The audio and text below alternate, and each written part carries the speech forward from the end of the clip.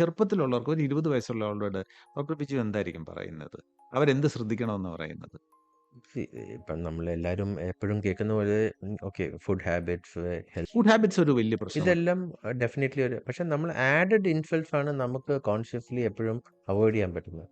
ഇപ്പം added insult എന്ന് വെച്ചാൽ നമ്മൾ അറിയാൻ വയ്യാത്ത ഈ എനർജി ഷേക്സ് അല്ലെങ്കിൽ പ്രോട്ടീൻ ഇപ്പം ജിമ്മിൽ പോകുമ്പം പല പല ഒപ്പീനിയൻസ് വരും.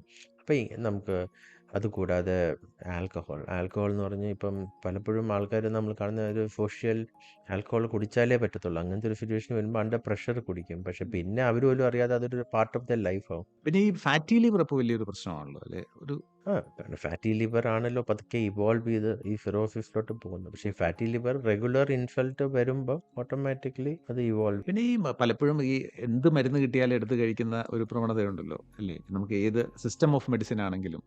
കറക്റ്റ് അതുകൊണ്ട് അതൊരു മേജർ റിസ്ക് ഫാക്ടറായിട്ട് ഇപ്പം സയന്റിഫിക് ആയിട്ട് തന്നെ കുറേ എവിഡൻസസ് വന്നിട്ടുണ്ട്. അതൊക്കെ അവോയ്ഡ് ചെയ്യുക അല്ലേ? അവോയ്ഡ് ചെയ്യുക, അൺവാണ്ടഡ് ആയിട്ടുള്ള അവോയ്ഡ് ചെയ്യുക.